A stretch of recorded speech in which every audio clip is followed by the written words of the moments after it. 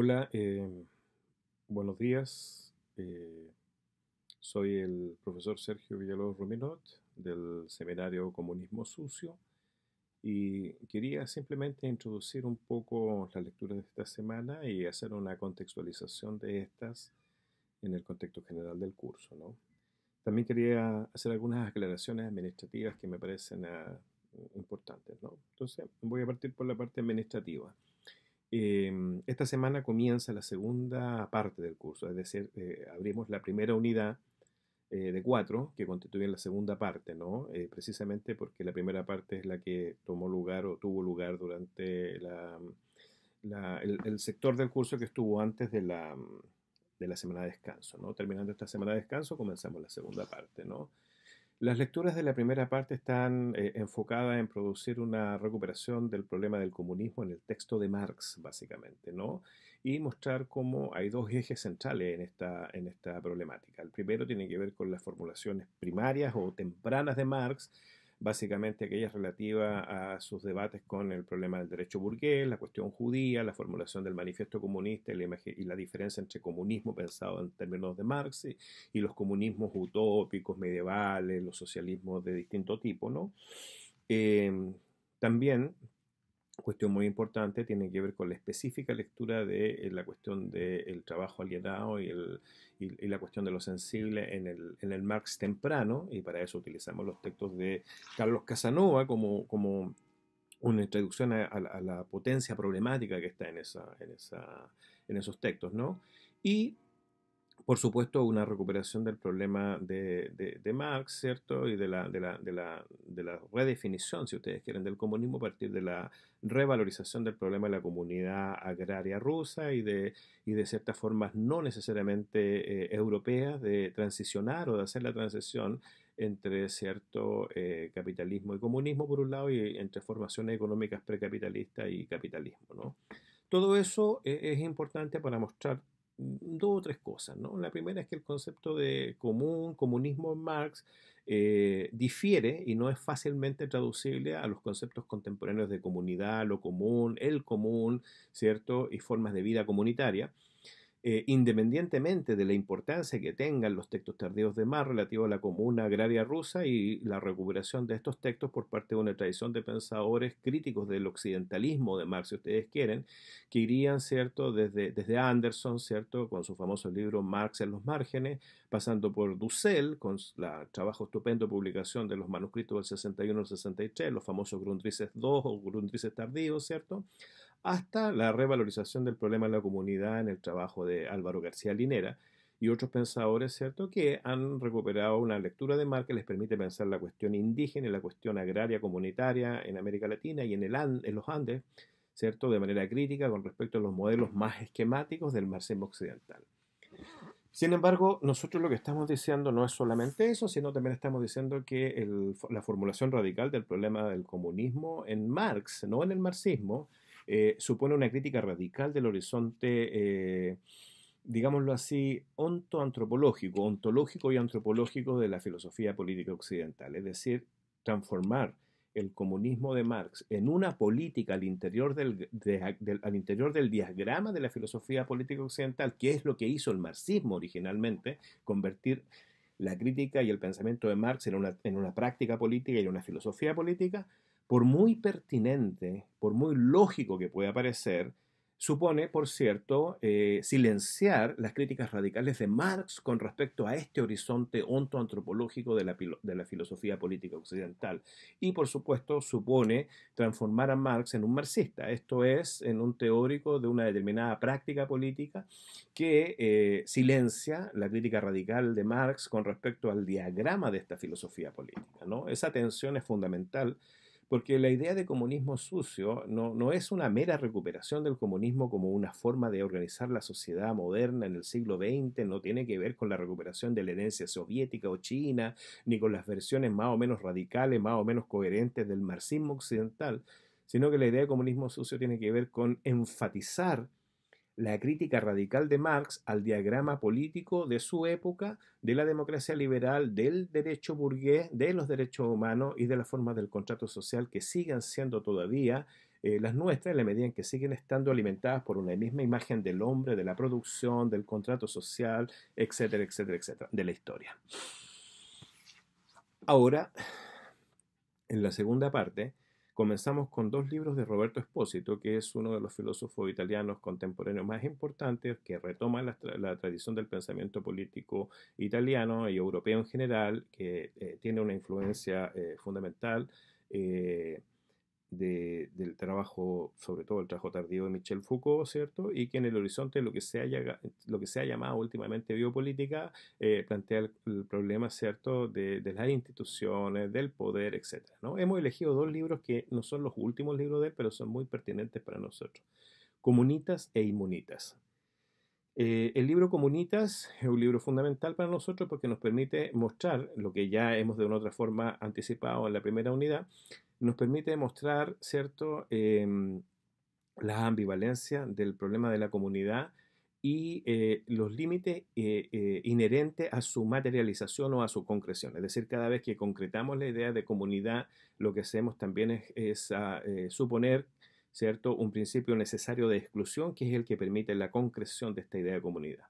Esto es precisamente la paradoja constitutiva del pensamiento político occidental, ¿cierto? Relativo a la cuestión de la comunidad. La comunidad supone, en la medida en que se materializa, en la medida en que se concretiza históricamente, supone siempre un principio de exclusión. Le es inherente a la realización misma de la comunidad la producción de un proceso de inmunización o de inmunitarización, digamos, de exclusión, ¿no?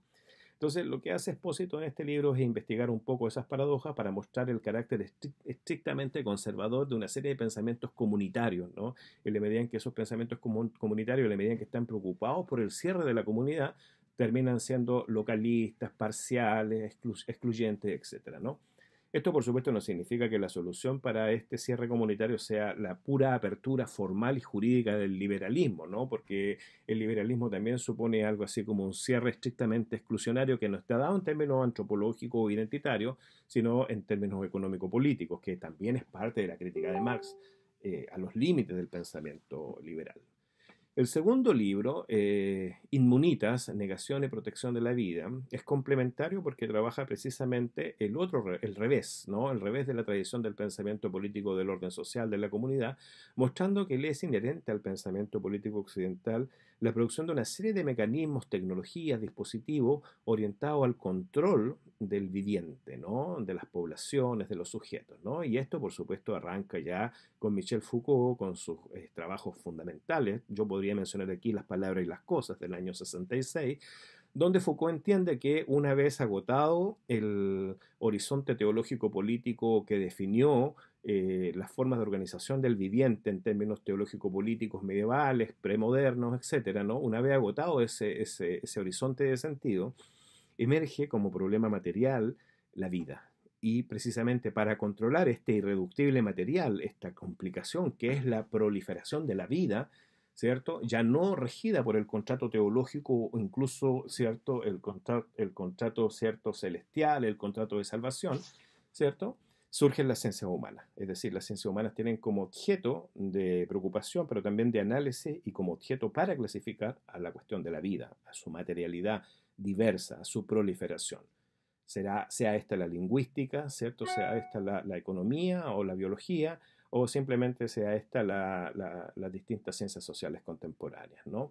Por supuesto, todas las ciencias sociales que en América Latina han sido tan relevantes, desde la criminología hasta la sociología y la ciencia política, no son sino tecnologías de gobierno en la medida en que son tecnologías organizadas y orientadas al control, optimización y productivización del viviente, ya sea a nivel del viviente individual como a nivel del viviente colectivo, las poblaciones, ¿no? Eh, Ese sería, digamos, el horizonte. Entonces, la comunitas y la inmunitas se complementan en la tragedia del horizonte político occidental precisamente porque lo que hacen es imaginar un orden posible, pero no pueden dejar de suponer inmediatamente en la realización de ese orden la configuración de un proceso de exclusión radical que es el que emana a inmunitas y comunitas. ¿Por qué esto es importante para nosotros? Porque nosotros estamos tratando de pensar la radicalidad del problema del comunismo en Marx, no en el marxismo. El marxismo sería la traducción de la radicalidad de ese pensamiento a una práctica política más o menos convencional dentro de la tradición de la política occidental. Entonces, primero, la primera cuestión es distinguir a Marx del marxismo y la segunda es entender la radicalidad del comunismo en Marx como una radicalidad que no puede ser, ¿cierto?, subordinada al diagrama político de la tradición occidental, porque en la medida en que es subordinada queda convertido en una más de las operaciones de inmunización comunitaria que constituyen el horizonte de la filosofía política occidental. Es decir, la crítica de Marx a esa filosofía política y a ese horizonte, a su concepto de hombre, a su concepto de mercancía, a su concepto de trabajo, a su concepto de mundo, a su concepto de historia, sigue siendo vigente o sigue teniendo vigencia precisamente porque sigue siendo una crítica que desactiva radicalmente las formas de pensar utópicamente la organización social a partir de nociones como identidad, como pueblo, como clase, como vanguardia, como comunidad, etcétera, etcétera, etcétera. Ese es el lugar en el que estamos entrando, ¿no? El otro libro que quedó pendiente es Espectros de Marx, donde bajo la figura de la rondología o espectrología o ontologie, como la llama Derrida en francés, ¿no? Derrida intenta romper con todos los presupuestos ontoantropológicos que han determinado la traducción del marxismo en una teoría política convencional bajo la figura de una metafísica de la presencia identitaria, de clase, subjetiva, etc. Y rompe esas ontologías determinativas, ¿cierto? Desde el punto de vista de lo que sería una presencia sin presencia, que es la figura del espectro, del fantasma, ¿no? El espectro es presencia sin metafísica, la presencia, si ustedes quieren, y abre una relación con la historia que no viene determinada por la figura de la determinación ontológica, sino que tiene que ver más bien con esta especie de ontología débil, ¿no? O espectrología, que retoma una serie de problemas con respecto a la teoría de la historia que ya podíamos haber visto en Benjamin, por supuesto, con sus famosas críticas al historicismo, ¿no? Pero que son absolutamente pertinentes para nosotros porque muestran hasta qué punto, por un lado, el marxismo no está muerto, como se suele, ¿cierto?, celebrar después de la caída del muro, pero que no es lo mismo el marxismo que Marx, por otro lado, y que lamentablemente la mayoría de los marxistas siguen traficando con la terminología marxista sin darse cuenta de que Marx, el pensamiento de Marx, implica una crítica radical a los presupuestos ontoantropológicos que siguen alimentando al marxismo occidental. Eh, es decir, estamos trayendo la crítica derridiana hacia nuestra discusión precisamente para ir avanzando hacia una concepción del comunismo sucio que nos permita distinguirlo de cualquier forma de materialización de la comunidad que no es sino una forma de generación de exclusión identitaria, antropológica, ontológica, económica, política, etcétera, ¿no? Eso es más o menos el lugar en el que estamos en este momento y por eso es importante que ustedes vayan haciendo la lectura gradualmente para que cuando vamos llegando hacia la discusión final se entienda el tipo de decisiones conceptuales, los giros analíticos que estamos haciendo. Y lo otro, ya terminando con esta pequeña introducción sobre la temática, tiene que ver con el hecho de que yo espero que ustedes vayan colocando sus posts en el blog cada 2 semanas, que por favor usen este fin de semana para colocar sus comentarios sobre las últimas lecturas y que usen estas 2 semanas para leer a Expósito. Yo les mandaré un link para que tengamos una posible reunión pronto, pero también es muy importante que me empiecen a pensar y que me manden la formulación de un problema porque como saben este curso se evalúa a partir de los posts, pero también de un trabajo final, y ese trabajo final tiene que ser un ensayo sobre un problema pertinente para el curso. Entonces dentro de las próximas 2 semanas tienen que escribir un pequeño reporte, 1 o 2 páginas, con ese problema, con la fundamentación de ese problema, con una bibliografía preliminar para que yo la pueda recibir y darles comentarios, feedback o retroalimentación, ¿no? Entonces, estas son las tareas concretas. Colocar este fin de semana más tardar los comentarios de las lecturas de la semana anterior al descanso.